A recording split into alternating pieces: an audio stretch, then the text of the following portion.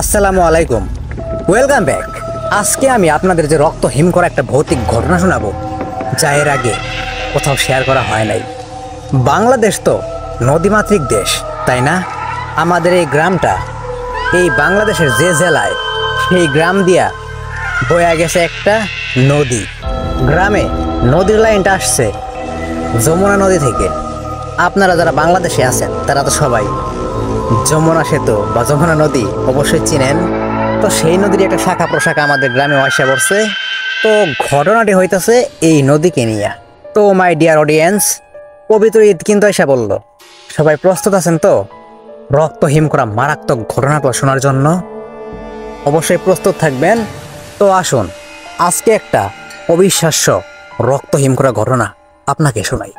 আর কোনো কথা বলবো না, অবশ্যই পুরো অডিও ক্লিপটা শুনবেন। আর আমি যথেষ্ট চেষ্টা করব আপনার মনোযোগটা ধরে রাখার।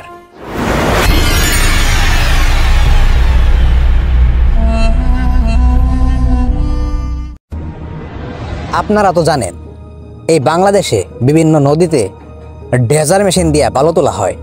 সেই রকমই আমাদের এই গ্রামে যে নদীটা বয়ে গেছে, সেই নদী থেকে ঠিক একইভাবে ড্রেজার মেশিন দিয়ে বালু তোলা হয়।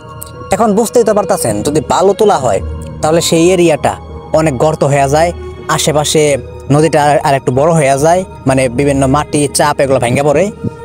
তো কাহিনীটা হইতেছে এইরকমই। একদিন একটা ছোট বাচ্চা সেখানে গোসল করতে যায়। তো কাহিনীটা সেই এরিয়াটুকুকে নিয়ে, যে এরিয়াতে ড্রেজার মেশিন বসানো হয়েছিল।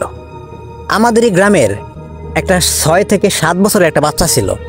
সে বাচ্চাটা সেখানে একদিন ভুলবশত গোসল করতে গিয়া সেই পানিতে ডুইবা মারা যায়। মারা যাওয়ার পর সেই লাশটা যখন ভাইসা ওঠে, তখন তো সেই বাচ্চার বাবা মা প্রচুর কান্নাকাটি করে। কিন্তু কিছু খারাপ কাহিনী ঘটে ঠিক তার 1 সপ্তাহ পর থেকে। কাহিনীটা প্রথমে শুরু হয় একদিন এই গ্রামেরই একটা লোক আনুমানিক সন্ধ্যার পর হাতে কাজ শেষ কইরা সে সেখানে গোসল করতে আসে। তখন সে যখন গোসল করতে আসে, তখন সে দেখতে পায় একটা বাচ্চা নদীর ওই পাশে, মানে সে যে স্থানে গোসল করতেছে সেই জায়গায় না, মানে নদীর বিপরীত সাইডে বৈশা বৈশা খেলা করতেছে। কিন্তু এত রাতে পানির কাছে খেলা করতেছে, মানে তখন সেই লোকটা ভাবলো বাচ্চা বলাই পান, আর একটু ভুল হইলে হয়তো পানিতে ডুবে মারা যাব। তখন সেখান থেকে চিৎকার চেঁচামেচি শুরু করে যে কার বাচ্চা এটা, এখানে এত রাতে কি করতেছে, তো পানিতে ডুবে যাইব, এরকম কথা বলতেছে। তো লোকটা যেমন চিন্তা ভাবনা করছিল ঠিক সেই রকম একটা খারাপ একটা ঘটনা ঘটে। এই ঘটনাটি এরকম, সেই বাচ্চাটা ধীরে ধীরে সে পানির দিকে আস্তে আস্তে নামতে থাকে এবং কিছুক্ষণ পরে সে সেই পানিতে ডুইবা যায়। ডুইবা যাওয়ার পর সেই লোকটা ওখান থেকে শুধু হতবাক হয়ে শুধু দেখতেই আছে, আর সেই বাচ্চার কোনো হদিশ নাই। 5 মিনিট 10 মিনিট কোনো সারা শব্দ নাই। তারপর সে ওই জায়গায় থেকে আইসা তার আশেপাশে যে প্রতিবেশীগুলো ছিল তাদের সবাইকে বলতেছে যে এই কাহিনীটা আমি দেখছি। তখন বলল, আচ্ছা ওই সাইডে তো কোনো বাচ্চা থাকার কথা না, আর ওই পাশে দেখো কোনো বাড়ি ঘরও নাই, তুমি কি দেখছো, হয়তো ভুল দেখছো, এরকম কিছু না। তো সেটা সে স্বাভাবিক মনে করে সেদিনের মতো সে চলে গেছে। এর পরের কাহিনীটা হয় আর একটা লোকের সাথে, মানে এই গ্রামেরই আর একটা লোকের সাথে ঠিক একই রকম। যেহেতু গ্রাম অঞ্চল বুঝতেই পারতেছেন, অনেকে সে বিভিন্ন কাজ করার পর সে অনেকে রাত্রেবেলা গোসল করে বিভিন্ন গরমের সময় থাকলে। তো সেরকম আর একটা লোক সেই নদীতে গোসল করতে নামে, কিন্তু সে দেখে একটা বাচ্চা সেই পানির উপর দিয়া হাঁটা চলা করতেছে।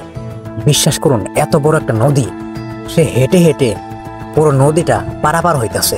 কখনো এই সাইড থেকে ওই পাশে যাইতেছে, কোনো নদীর ওই পাশ থেকে এই পাশে আসতেছে। বাচ্চাটাকে দেখা আমার খুব একটা অস্বাভাবিক লাগছিল না প্রথমে, কারণ একটা স্বাভাবিক বাচ্চার মতো আমি ভাবছিলাম হয়তো এলাকারই কোনো একটা বাচ্চা হইব। কিন্তু সেই বাচ্চাটা আমাকে যা দেখাইছে তা দেখা আমি আর সেখানে 1 সেকেন্ডও দাঁড়াই নাই। বাচ্চার কোনো ভয়ানক রূপ ছিল না, শুধু পানির উপর হাঁটাহাঁটি করতেছে। হঠাৎ করে সেই বাচ্চাটা আমার দিকে তাকায়, তাকানোর পর তো আমি প্রচুর পরিমাণে ভয় পেয়ে যাই। সাথে সাথে বাচ্চাটা সেই স্থানেই, মানে নদীর মাঝখানে ছিল, ভাসমান অবস্থায় সেখানে তলায় গেল। তো সেই এরিয়াটা, সেই নদীটা এখনো আছে। বর্তমানে অনেক রকমের কাহিনী হয়। তো সেই নদী নিয়ে আরো মোটামুটি অনেক কাহিনী আছে, পরবর্তীতে ইনশাআল্লাহ শেয়ার করবো। তো আজকের কাহিনীটা আপনাদের কেমন লাগছে অবশ্যই জানাবেন। যদি ভালো লাগে অবশ্যই একটা লাইক করবেন।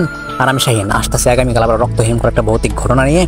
সেই পর্যন্ত সবাই ভালো থাকবেন, সুস্থ থাকবেন এবং fair on black magic YouTube চ্যানেলের সাথেই থাকবেন। ধন্যবাদ।